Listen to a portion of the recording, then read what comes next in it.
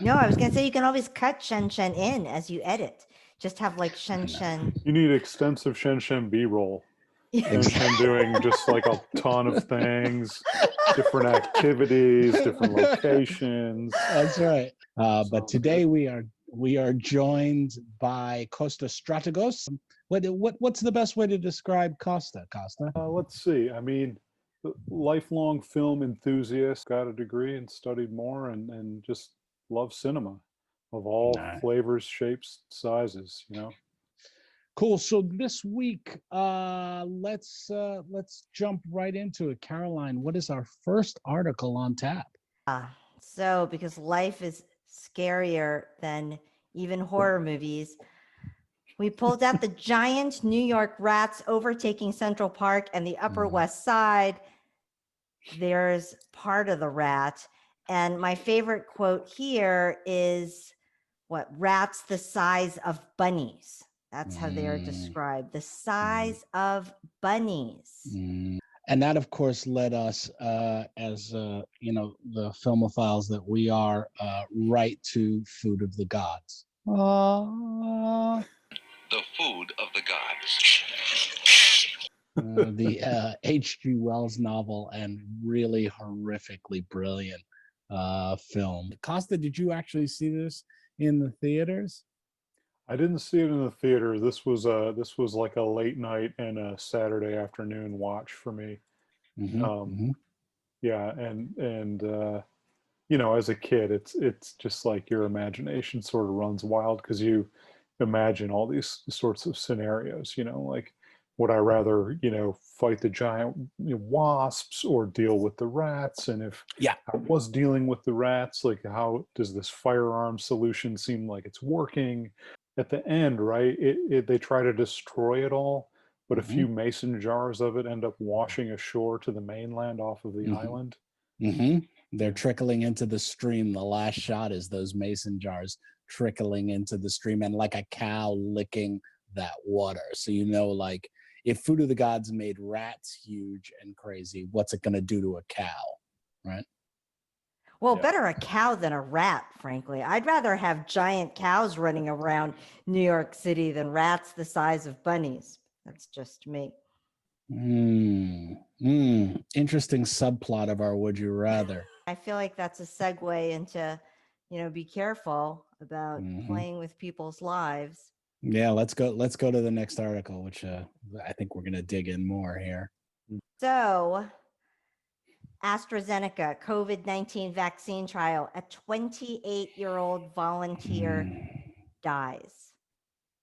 Awful. Which He was of also course, a doctor, by the way, which brings us to. Yeah. So the guy who died, the 28-year-old who died, was a doctor, right? And it was not from COVID, right? He died from something else. Not from COVID, not from the vaccine. Nope. They haven't released why he died. Maybe they don't know. I don't know. So this mysterious disease that's killed specifically a doctor and is in around a hospital led us, of course, to killing of a sacred deer. Yeah, I'm really sorry about Pod. It's nothing serious. No, it is. A really fantastic film.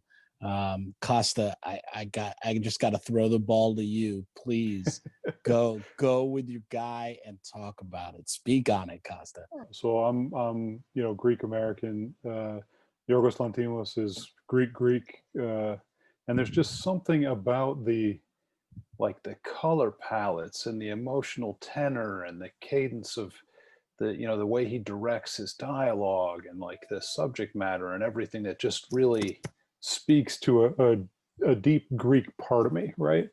That there's like this pathos and this kind of heaviness, and but also it's like a deep, rich flavor, even if it's an unpleasant flavor. There's like a depth to all of his films, and I just love to see that getting, kind of like a broader audience, basically.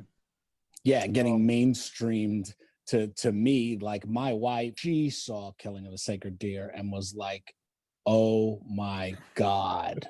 Yeah, you don't have to be Greek to be scared. I mean, it is weird.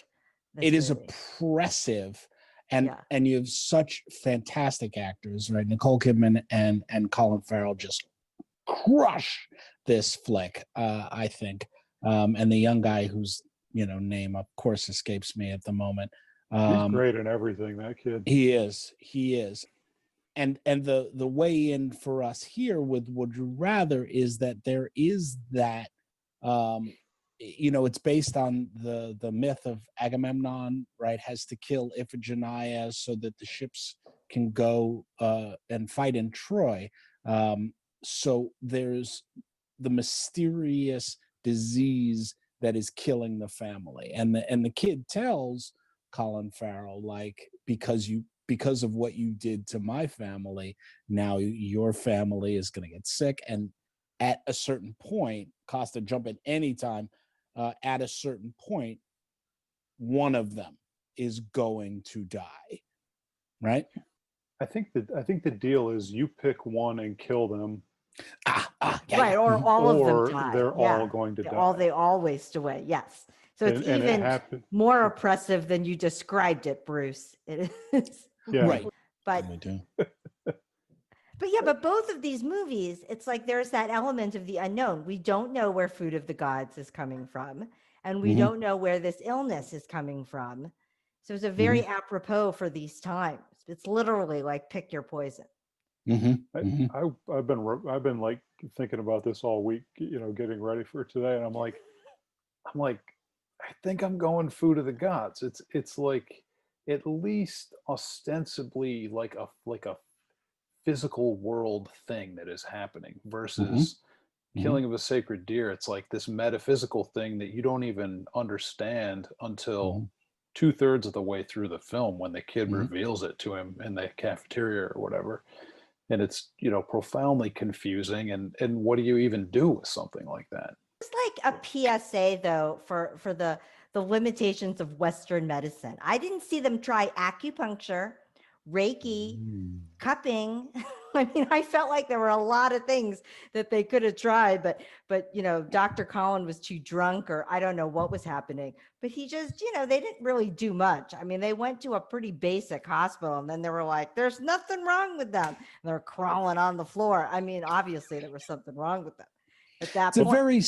It's a very stilted world, though. Like what Costa was saying, the world that they set up for that they're in, right, is already divorced from emotion, from any chakra that might be helped by Reiki or acupuncture or anything like that, right? Not a lot of chi flying around over there.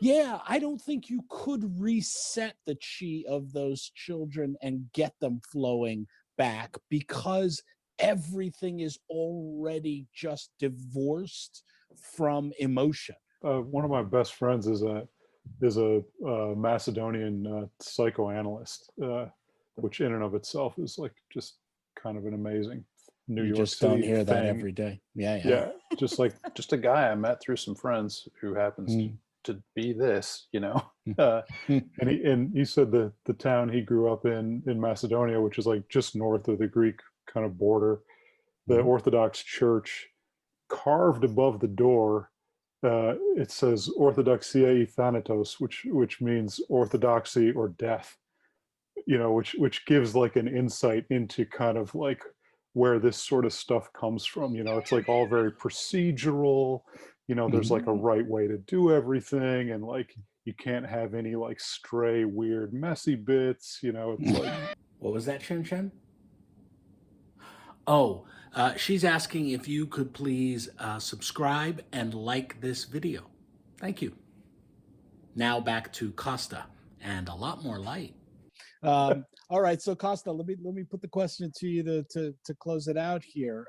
You sort of alluded to it before, but which would you rather? Would you rather Killing of the Sacred Deer? You have this mysterious illness that's whacking people around you, probably, that you could possibly stop with a sacrifice, or Food of the Gods, there's big rats chasing you around?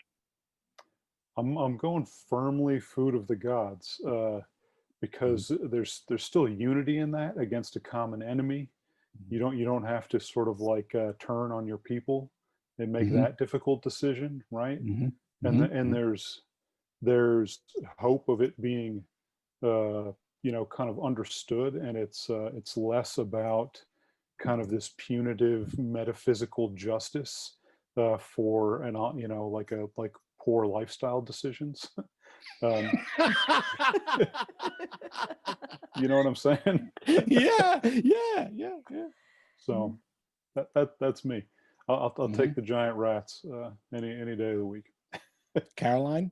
Okay, I'm sorry here, but Colin Farrell isn't what I would call a poor lifestyle decision. I think he was a doctor that committed malpractice in like Mhm. a big way. And it sounds like multiple times he committed malpractice because he was basically drunk on the job while he was like surgically working on people. So I have a feeling that I wouldn't be involved in something like killing of a sacred deer. And if there was indeed this Greek tragedy, supernatural force around, it would skip over me like the plague in the biblical times. I feel like I have that You have the blood eye. of the firstborn lamb there over my door because I'm not killing anybody. So you I'm get the not virtue getting, pass. yeah, I get a Mm. virtue pass. Exactly.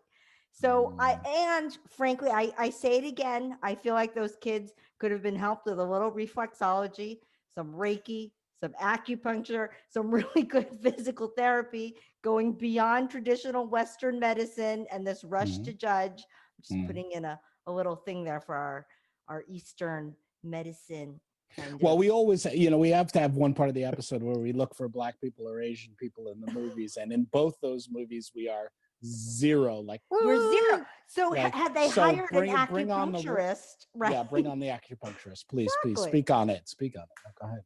That's No, I mean, Pacific so that's why Northwest, I'm and going with killing of a sacred deer because that would just like pass me by.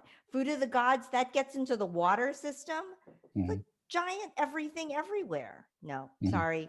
Mm. Okay. I- I'll take like evolutionary justice over metaphysical justice, I think. Still. Yeah.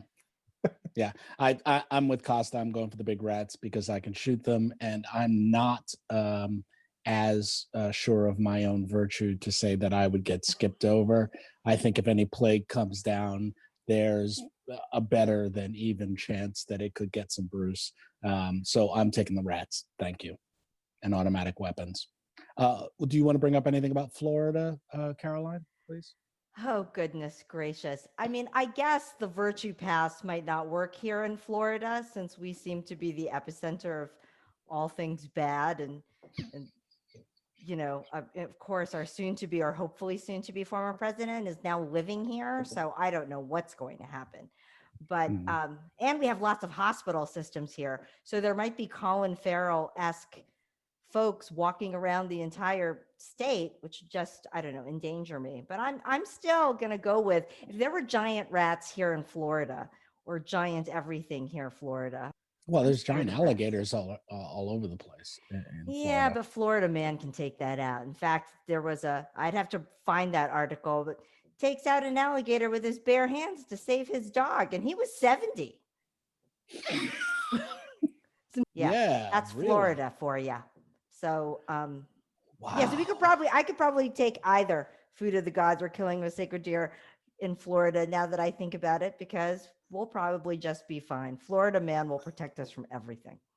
All right. I think we've done it. Costa, any final words on your guy? I think he's a masterful filmmaker who is sort of with each successive release sort of expanding his world, right?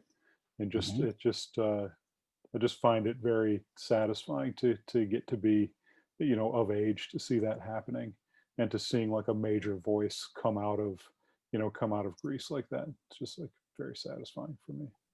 Thanks so much for having me on. It's been a real pleasure.